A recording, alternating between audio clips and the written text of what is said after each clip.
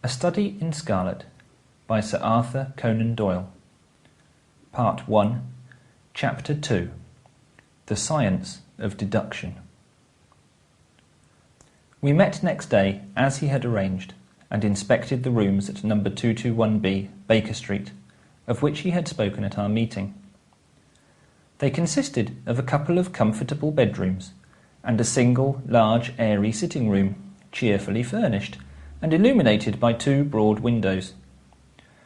So desirable in every way were the apartments, and so moderate did the terms seem when divided between us, that the bargain was concluded upon the spot, and we at once entered into possession. That very evening I moved my things round from the hotel, and on the following morning Sherlock Holmes followed me, with several boxes and portmanteau. For a day or two we were busily employed in unpacking and laying out our property to the best advantage. That done, we gradually began to settle down and to accommodate ourselves to our new surroundings. Holmes was certainly not a difficult man to live with. He was quiet in his ways, and his habits were regular. It was rare for him to be up after 10 at night, and he had invariably breakfasted and gone out before I rose in the morning. Sometimes he spent his day at the chemical laboratory, sometimes in the dissecting rooms, and occasionally in long walks, which appeared to take him into the lowest portions of the city. Nothing could exceed his energy when the working fit was upon him, but now and again a reaction would seize him, and for days on end he would lie upon the sofa in the sitting-room, hardly uttering a word or moving a muscle from morning to night. On these occasions I have noticed such a dreamy, vacant expression in his eyes that I might have suspected him of being addicted to the use of some narcotic, had not the temperance and cleanliness of his whole life forbidden such a notion. As the weeks went by, my interest in him and my curiosity as to his aims in life gradually deepened and increased. His very person and appearance were such as to strike the attention of the most casual observer. In height he was rather over 6 feet, and so excessively lean that he seemed to be considerably taller. His eyes were sharp and piercing, save during those intervals of torpor to which I have alluded, and his thin, hawk-like nose gave his whole expression an air of alertness and decision. His chin, too, had the prominence and squareness which mark the man of determination. His hands were invariably blotted with ink and stained with chemicals, yet he was possessed of extraordinary delicacy of touch, as I frequently had occasion to observe when I watched him manipulating his fragile philosophical instruments. The reader may set me down as a hopeless busybody when I confess how much this man stimulated my curiosity, and how often I endeavoured to break through the reticence which he showed on all that concerned himself. Before pronouncing judgment, however, be it remembered how objectless was my life, and how little there was to engage my attention. My health forbade me from venturing out unless the weather was exceptionally genial, and I had no friends who would call upon me and break the monotony of my daily existence. Under these circumstances, I eagerly hailed the little mystery which hung around my companion, and spent much of my time in endeavouring to unravel it. He was not studying medicine. He had himself, in reply to a question, confirmed Stamford's opinion on that point. Neither did he appear to have pursued any course of reading which might fit him for a degree in science, or any other recognised portal which would give him an entrance into the learned world. Yet his zeal for certain studies was remarkable, and within eccentric limits his knowledge was so extraordinary, ample, and minute that his observations have fairly astounded me. Surely no man would work so hard, or attain such precise information, unless he had some definite end in view. Desultory readers are seldom remarkable for the exactness of their learning. No man burdens his mind with small matters, unless he has some very good reason for doing so. His ignorance was as remarkable as his knowledge. Of contemporary literature, philosophy, and politics, he appeared to know next to nothing. Upon my quoting Thomas Carlyle, he inquired in the naivest way who he might be and what he had done. My surprise reached a climax, however, when I found incidentally that he was ignorant of the Copernican theory and of the composition of the solar system. That any civilized human being in this 19th century should not be aware that the Earth travelled round the Sun appeared to be to me such an extraordinary fact that I could hardly realise it. "You appear to be astonished," he said, smiling at my expression of surprise. "Now that I do know it, I shall do my best to forget it." "To forget it?" "You see," he explained, "I consider that a man's brain originally is like a little empty attic, and you have to stock it with such furniture as you choose.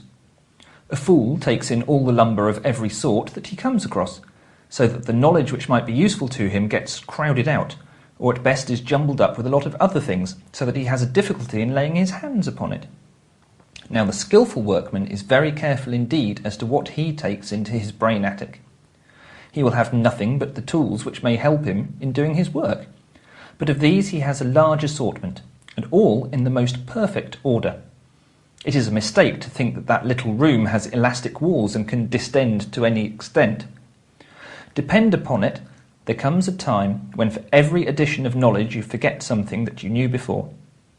It is of the highest importance, therefore, not to have useless facts elbowing out the useful ones." "But the solar system," I protested. "What the deuce is it to me?" he interrupted impatiently. "You say that we go round the sun. If we went round the moon, it would not make a pennyworth of difference to me or to my work." I was on the point of asking him what that work might be, but something in his manner showed me that the question would be an unwelcome one. I pondered over our short conversation, however, and endeavoured to draw my deductions from it.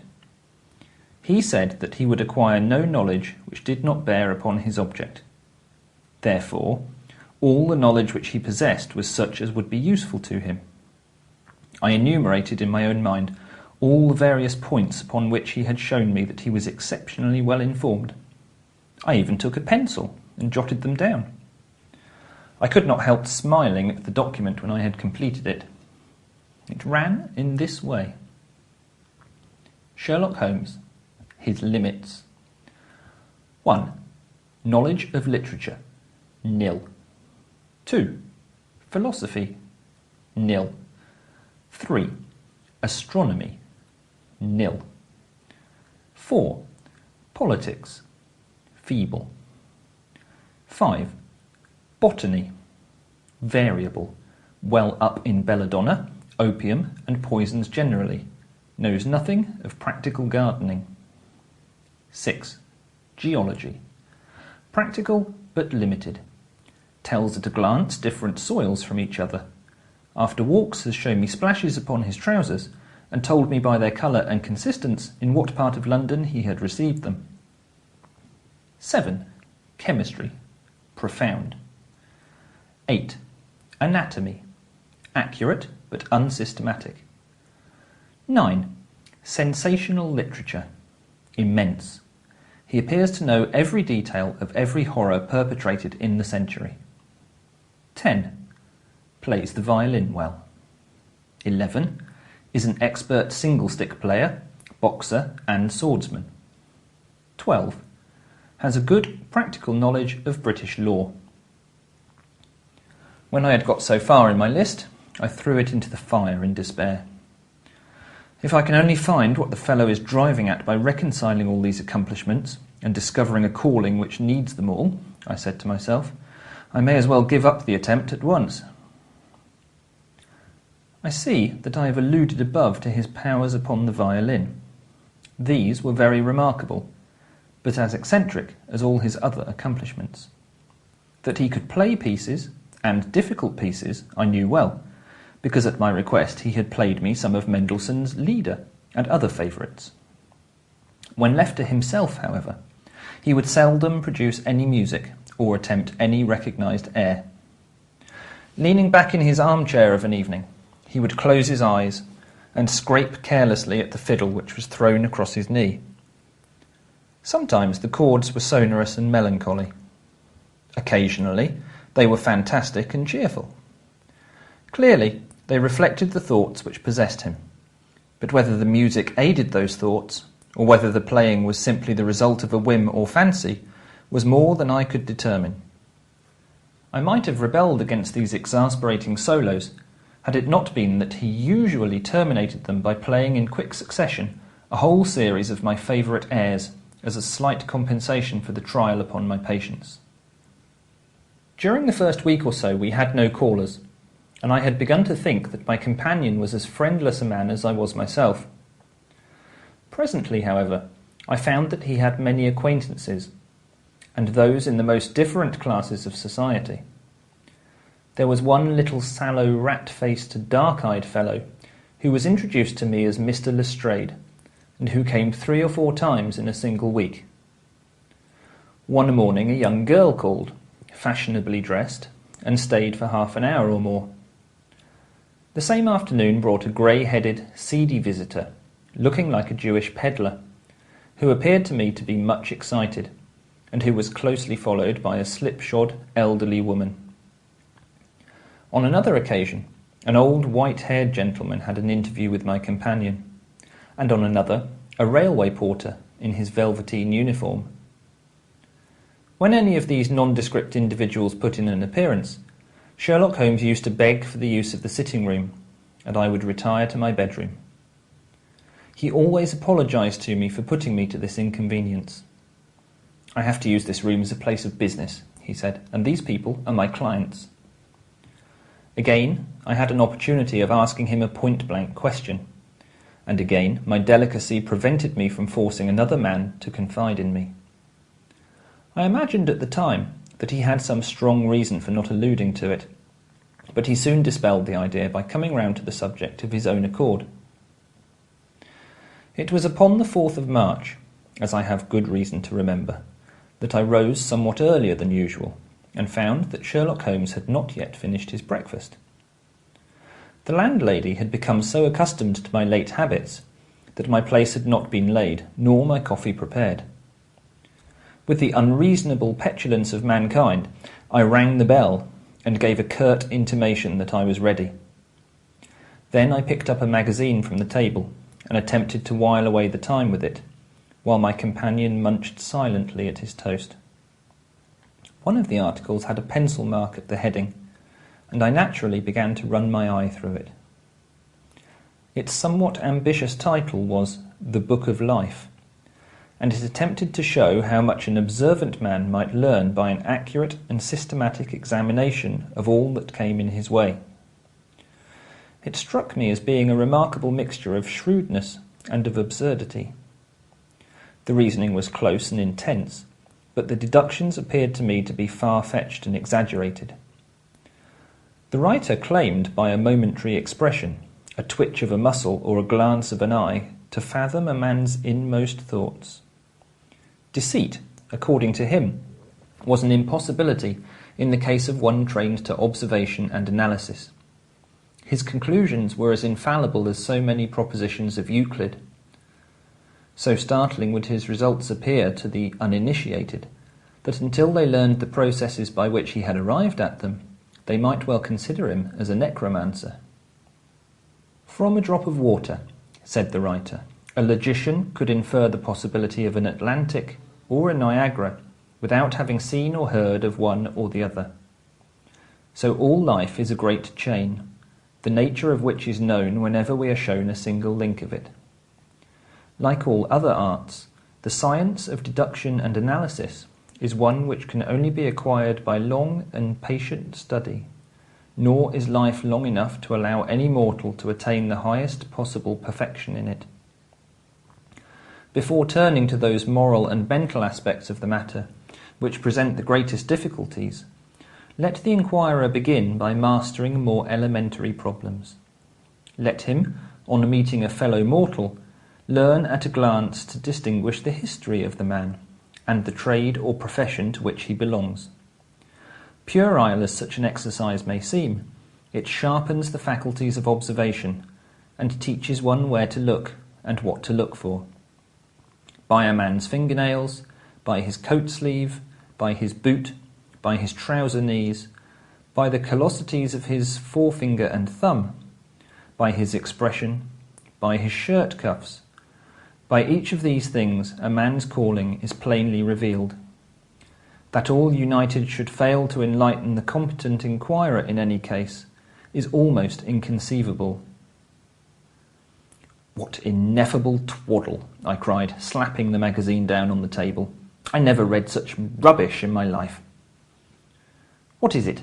asked Sherlock Holmes. "Why, this article," I said, pointing at it with my egg spoon as I sat down to my breakfast. "I see that you have read it since you have marked it. I don't deny that it is smartly written. It irritates me, though. It is evidently the theory of some armchair lounger who evolves all these neat little paradoxes in the seclusion of his own study. It is not practical. I should like to see him clapped down in a third-class carriage on the Underground and asked to give the trades of all his fellow travellers. I would lay 1,000 to 1 against him." "You would lose your money," Sherlock Holmes remarked calmly. "As for the article, I wrote it myself." "You?" "Yes. I have a turn both for observation and for deduction. The theories which I have expressed there, and which appear to you to be so chimerical, are really extremely practical. So practical that I depend upon them for my bread and cheese." "And how?" I asked involuntarily. "Well, I have a trade of my own. I suppose I'm the only one in the world. I'm a consulting detective, if you can understand what that is. Here in London we have lots of government detectives and lots of private ones. When these fellows are at fault, they come to me, and I manage to put them on the right scent.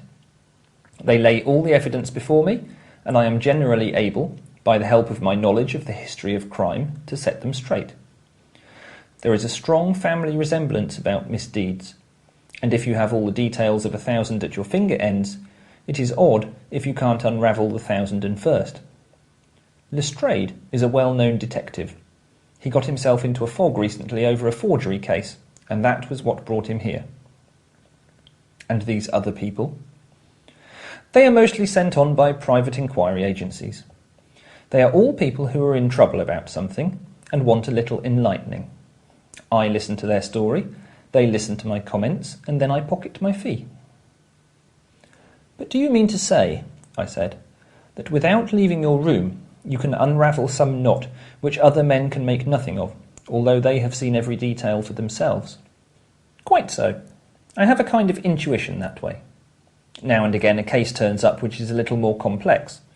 Then I have to bustle about and see things with my own eyes.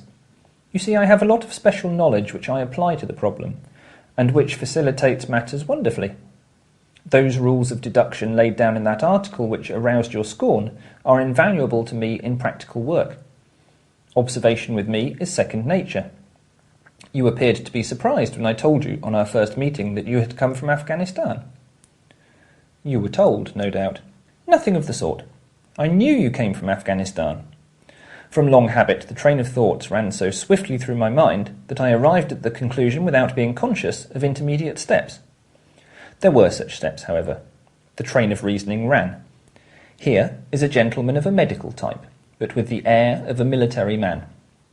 Clearly an army doctor, then. He has just come from the tropics, for his face is dark, and that is not the natural tint of his skin, for his wrists are fair. He has undergone hardship and sickness, as his haggard face says clearly. His left arm has been injured. He holds it in a stiff and unnatural manner. Where in the tropics could an English army doctor have seen much hardship and got his arm wounded? Clearly in Afghanistan. The whole train of thought did not occupy a second. I then remarked that you came from Afghanistan, and you were astonished. "It is simple enough as you explain it," I said, smiling. "You remind me of Edgar Allan Poe's Dupin. I had no idea that such individuals did exist outside of stories." Sherlock Holmes rose and lit his pipe. "No doubt you think that you are complimenting me in comparing me to Dupin," he observed. "Now, in my opinion, Dupin was a very inferior fellow. That trick of his of breaking in on his friend's thoughts with an apropos remark after a quarter of an hour's silence is really very showy and superficial. He had some analytical genius, no doubt, but he was by no means such a phenomenon as Poe appeared to imagine." "Have you read Gaborio's works?" I asked. "Does Lecoq come up to your idea of a detective?" Sherlock Holmes sniffed sardonically. "Lecoq was a miserable bungler," he said in an angry voice. "He had only one thing to recommend him, and that was his energy. That book made me positively ill. The question was how to identify an unknown prisoner. I could have done it in 24 hours. Lecoq took 6 months or so. It might be made a textbook for detectives to teach them what to avoid." I felt rather indignant at having two characters whom I had admired treated in this cavalier style. I walked over to the window and stood looking out into the busy street. "This fellow may be very clever," I said to myself, "but he is certainly very conceited." "There are no crimes and no criminals in these days," he said querulously. "What is the use of having brains in our profession? I know well that I have it in me to make my name famous. No man lives, or has ever lived, who has brought the same amount of study and of natural talent to the detection of crime which I have done. And what is the result? There is no crime to detect, or at most some bungling villainy with a motive so transparent that even a Scotland Yard official can see through it." I was still annoyed at his bumptious style of conversation. I thought it best to change the topic. "I wonder what that fellow is looking for," I asked, pointing to a stalwart, plainly dressed individual who was walking slowly down the other side of the street, looking anxiously at the numbers. He had a large blue envelope in his hand and was evidently the bearer of a message. "You mean the retired Sergeant of Marines?" said Sherlock Holmes. "Brag and bounce," thought I to myself. "He knows that I cannot verify his guess." The thought had hardly passed through my mind when the man whom we were watching caught sight of the number on our door and ran rapidly across the roadway. We heard a loud knock, a deep voice below, and heavy steps ascending the stair. "For Mr. Sherlock Holmes," he said, stepping into the room and handing my friend the letter. Here was an opportunity of taking the conceit out of him. He little thought of this when he made that random shot. "May I ask, my lad," I said in the blandest voice, "what your trade may be?" "Commissionaire, sir," he said gruffly. "Uniform away for repairs." "And you were?" I asked, with a slightly malicious glance at my companion. "A sergeant, sir. Royal Marine Light Infantry, sir." "No answer?" "Right, sir." He clicked his heels together, raised his hand in a salute, and was gone. End of Part 1, Chapter 2.